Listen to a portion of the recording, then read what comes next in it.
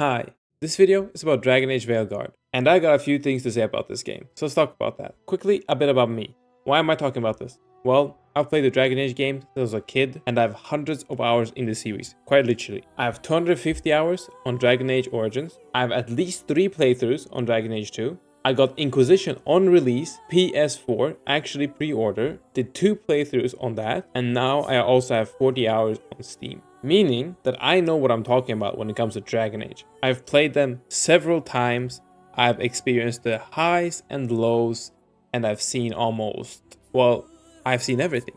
Currently, I'm about 10 plus hours into the game, and I've done 2 different playthroughs so far, with 2 different backgrounds and 2 different genders. Alright, let's talk about the character creation and the background. You can choose race, gender, and background in this game, like in the previous games. Well, except Dragon Age 2. But in Dragon Age 1 and Dragon Age 3, you can pick both race, gender, and background, the whole shebang. In this game, as far as I could tell, your background nor your race has any impact on the game. It's just fluff. It's all flavor text. Compare this to Dragon Age Origins, where in the very first Dragon Age game, your race and class would determine completely your starting area, your starting location, your starting choices, the people you meet, the people you talk to. And then later in the game, those choices, you get to revisit everything there. Every choice you make as a starting character matters in that game. It all connects to everything in the game. And you will eventually have either a minor impact or a major impact in your own personal story. And that's very cool. This game doesn't have that. For example, even in the third game, which had less choices, in Dragon Age Inquisition, you had less choices of character creation, and everyone would have basically with the one-to-one same start to the game. Even then, the game would present you with your, say, race-specific or class-specific choice quickly. If you were a mage, in the first few cutscenes, you could have said something that a mage would have said. If you're an elf, or a dwarf, or a human, you could say something along those lines about some race-specific dialogue line. In this game, you don't get to do that for like several dialogue, maybe the whole tutorial arc, and then you get to say a tiny quip about your race or your magic class. Alright, let's move on to the story. I don't feel like I'm the main character in the story. You play as Rook, and you don't feel like you are the main character, nor that you have any impact on the story. Most of the dialogue options lead to the exact same thing. If there's a dialogue choice and you have to either be stern or supportive or humorous, all those 3 choices will tell you the same answer in a tiny bit of a different way. Slightly different. And the choices don't matter. Maybe it'll give you a different approval rating, but usually it doesn't. Unless you're directly speaking to a companion about a specific topic, your dialogue options don't really change anything. Even if you're an asshole to someone they know, or even if you're super nice to someone they know. It doesn't feel like you're the main character, it feels like you're following along on a predetermined story. Most dialogue options feel like you have 0 impact on them, and later on you feel like none of your choices matter. Even in the tutorial, very minor spoilers, you either get to pick Harding or pick Neve to simply break a pillar. Whoever you pick that goes with you becomes injured. That injury doesn't do jack shit for the story or the game. They only get a bit of bruising and maybe a scar. And that's it. There's nothing else to that. The game tells you, because you brought this companion with you, they got hurt. And you have a few choices in dialogue because of that. But it doesn't do anything really. And it all boils down to that the game is presenting you an illusion of choice. That you have the illusion of choice when you do things, when you talk to people, when you explore the world, when you choose your actions. And that is a horrible way of making Dragon Age. Alright, now, before I talk more widely about Dragon Age, let's talk about the characters that they reintroduce and the world. They introduced this new area called Tevinter. If you played the other games, you know that Tevinter is a very hyped up place that has been thoroughly discussed in the lore.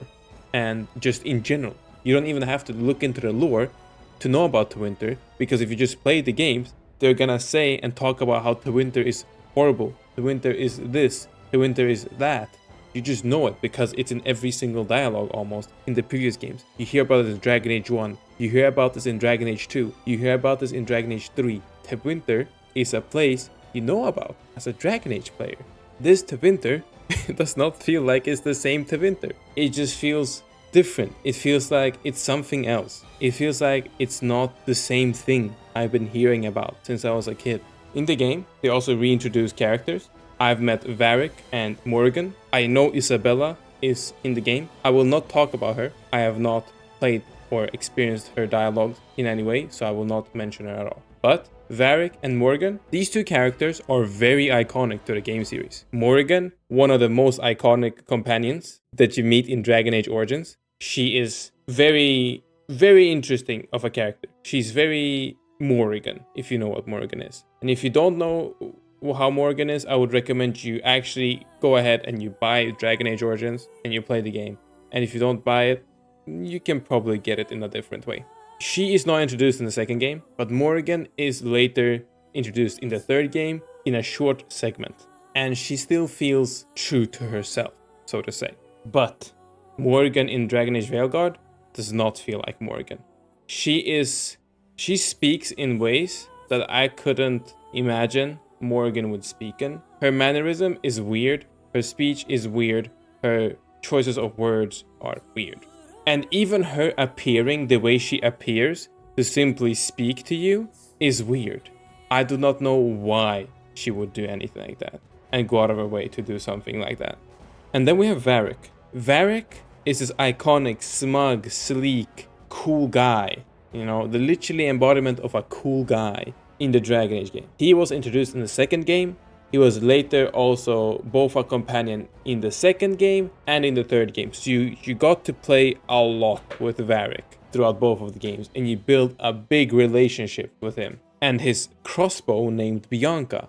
He has named his crossbow and he has a weird relationship with it. In Veilguard, they introduce him quickly, familiar face. He almost feels like Bait in a sense. Hi, look, this is Varric from the previous games. And they basically, in the same prologue, get rid of him. They break his iconic crossbow and they kind of make him a side character that you just talk to. And he's supposed to be this encouraging voice that encourages the main character to progress in the story and that they can do and that they can save the world. But I feel like I don't know Varric. If I would put myself in Rook's position, I don't know who that is. I didn't get to experience a background story about Varric. All I got to do when I got into the game is I see a tavern brawl and then I meet Varric and Varric knows me. That's it. I don't know Varric. As a player, I have no idea who Varric is. Obviously, I know who Varric is, but I've played this other game. I have years of knowledge. People that don't have no idea who this guy is. You seem to have this sort of relationship. I don't know who this is. I don't like my own main character because I seem to have a relationship with Varric, but it doesn't make sense because I don't know who that is. I have no connection to the connection my main character has to Varric. That is weird. That shouldn't be the case, especially for a Dragon Age game. Because Dragon Age games are all about creating relationships. They're all about showing you that your choices matter. Or rather, they did, at least, at one point. Obviously, the games were different back then. Yes, I realized this.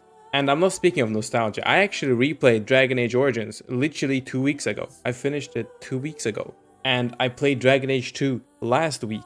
I haven't played Inquisition in probably last year I played it. But it's still fresh in my head. I have fresh memories of those games. I've played the games very recently. And I can still say they hold up amazingly with storytelling. Sure, graphics, really shit at some points. Gameplay, if you don't like it, it's, whatever. But the storytelling, the world building, the relationships building, your choices actually matter. You can fuck up relationships. You can mess up relationships. You can destroy areas. Your choices have some severe consequences. You can kill off people in Dragon Age Origins because of a choice. Your choices lead to dire consequences. And people will die because of them. Like, there's blood on your hands. Right, literally. And in Veilguard, it doesn't feel like that. You would usually see some sort of dire impact in the game, in the previous games, almost instantly. In the tutorial, in the early arcs. In this game, it feels like you're just getting a vision of what Dragon Age was. fluff, illusion of choice. It feels like someone simply keeps pretending that Dragon Age Veilguard is a Dragon Age game, where they slap a lot of good RPG quality stuff onto a game and they call it Dragon Age. But it isn't.